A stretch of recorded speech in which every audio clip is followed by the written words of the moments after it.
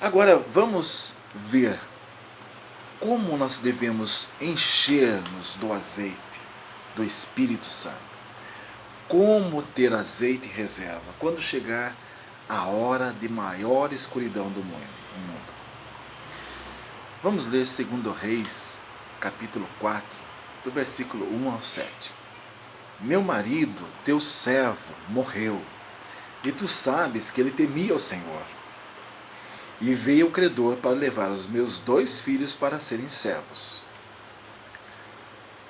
Preste bem atenção, o diabo quer cativar os filhos de Deus por meio dos prazeres, dos confortos, das demandas e do temor das incertezas do mundo. Guarde bem isso. O segundo ponto. O profeta pergunta: o que é que tens em casa? Qual é o bem que foi deixado à igreja? Deus deixou riquezas? Dinheiro? Ou ele deixou o Evangelho e o Espírito Santo? Olha só, o terceiro ponto.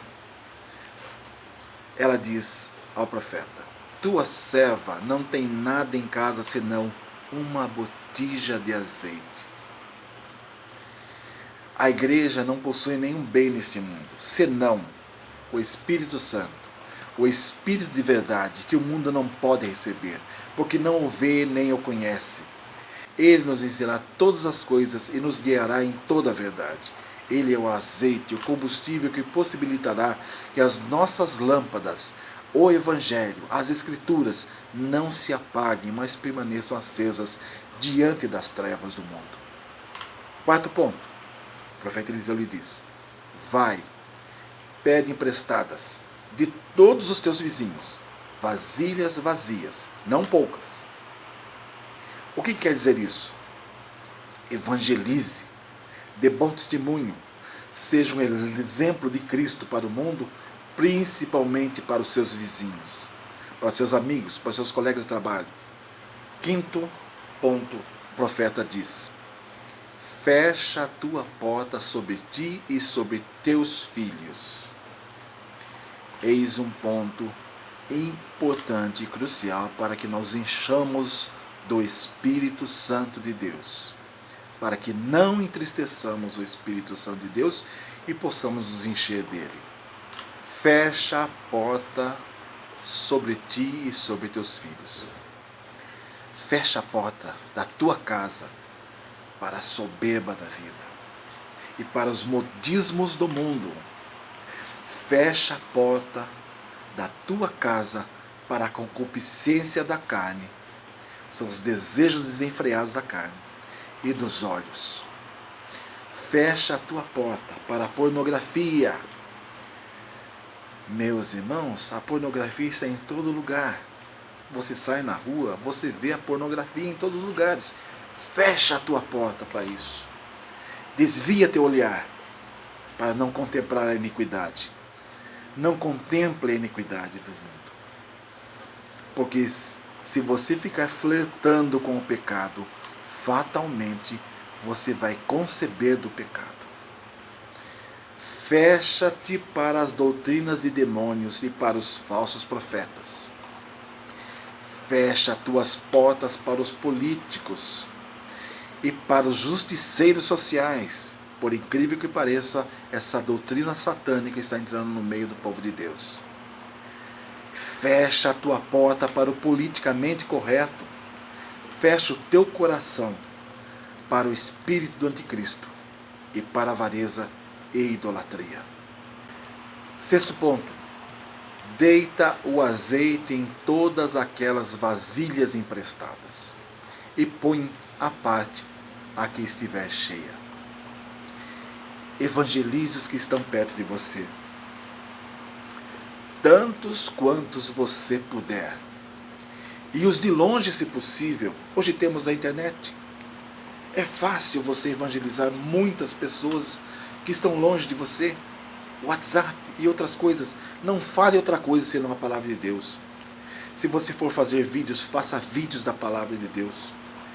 Mande para os amigos. Mande para aqueles que não são seus amigos, para os que estão longe, para os que estão perto. Não perca tempo com bobagens. Paulo fala assim que nós devemos remir o tempo, ganhar o tempo, para que todos sejam cheios do Espírito Santo também. Um sétimo ponto.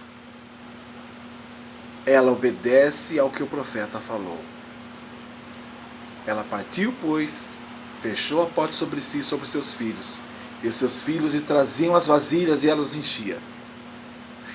A função da igreja é ir e fazer discípulos. E é dos filhos da igreja a obrigação de levar as pessoas a Cristo. O ponto 8. E sucedeu que, cheias que foram as vasilhas, então o azeite parou. O azeite cessará quando a última vasilha for cheia, quando o evangelho for pregado a todas as nações em testemunho, então virá o fim. Veja Salmo 119, 105. Diz assim: lâmpada para os meus pés é a tua palavra, e luz para o meu caminho. O Espírito Santo acende as nossas lâmpadas. Atos capítulo 2, versículo 2 ao 4. Versículo 2 diz assim: e de repente veio do céu um som, como de um vento veemente e impetuoso, e encheu toda a casa em que estavam assentados. E foram vistas por eles línguas repartidas como que de fogo, as quais pousaram sobre cada um deles. E todos foram cheios do Espírito Santo e começaram a falar em outras línguas, conforme o Espírito Santo lhes concedia que falassem. Você lembra da história da construção do tabernáculo? Foi ordenado a Moisés que fizesse o candelabro. Esse candelabro era todo feito de ouro batido. E nele havia 7 lâmpadas. E essas 7 lâmpadas, elas eram abastecidas com azeite. E elas eram acesas e postas dentro do tabernáculo. O que aconteceu em Atos capítulo 2 foi isso. Os quase 120 reunidos ali foram cheios do Espírito Santo. E sobre eles foram vistas línguas de fogo. O candelabro do tabernáculo era uma representação do que viria a ser os discípulos cheios do Espírito Santo.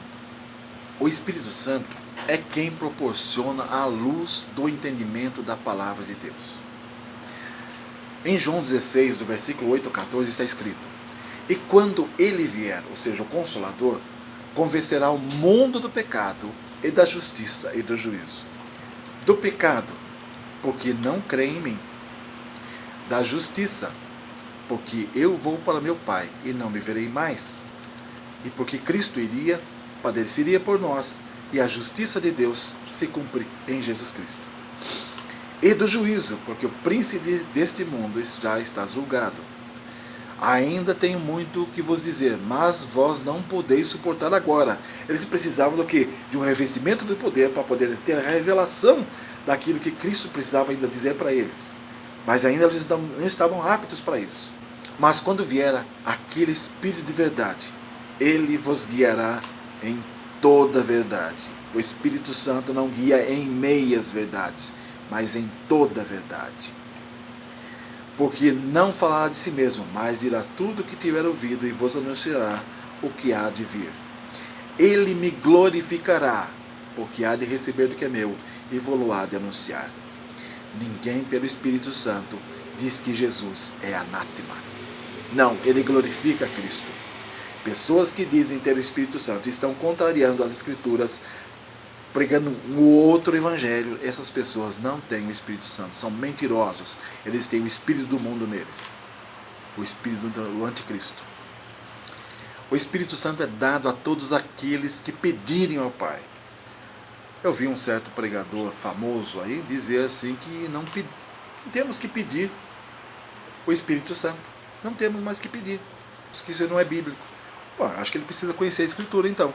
Lucas 11, 13 diz assim: se vós, sendo maus, sabeis dar boas dádivas aos vossos filhos, quanto mais dará o Pai Celestial, o Espírito Santo, àqueles que lhe o pedirem? Sim, você tem que pedir o Espírito Santo. Pedir para ser cheio do Espírito Santo. Agora, como pedi-lo? Mateus 6, versículo 6 disse: mas tu, quando orares, entra no teu aposento e, como aquela viúva fez, fecha a tua porta sobre ti e ora a teu pai que está em secreto, e teu pai que vê em secreto te recompensará publicamente. As características da missão do Espírito Santo. Primeiro, a verdadeira adoração ao Pai. João 4, 23 e 24. Versículo 23. Mas a hora vem, e agora é, em que os verdadeiros adoradores adorarão o Pai em espírito e em verdade, porque o Pai procura tais que assim o adorem. Deus é espírito, e importa que os que o adorem em espírito e em verdade. A missão dele é habitar conosco e em nós. Só pode adorar a Deus se ele estiver em nós e conosco. João 14, 17. O Espírito de verdade que o mundo não pode receber, porque não o vê nem conhece, mas vós o conheceis, porque habita convosco e estará em vós. O Espírito Santo vem para testificar de Jesus. João capítulo 15, versículo 26. Mas quando vier o Consolador, que eu da parte do Pai vos hei de enviar, aquele Espírito de verdade que procede do Pai, ele testificará de mim. Quarto ponto. Ele vem nos guiar em toda a verdade, como já disse antes. João 16, 13. Mas quando vier aquele Espírito de verdade, ele vos guiará em toda a verdade. Quinto ponto. Efésios capítulo 5, do 9 ao 10. Aqui diz: porque o fruto do Espírito está em toda a bondade e justiça e verdade. Versículo 10. Aprovando o que é agradável ao Senhor. Fiquem na paz de nosso Senhor e Salvador, Jesus Cristo. Amém.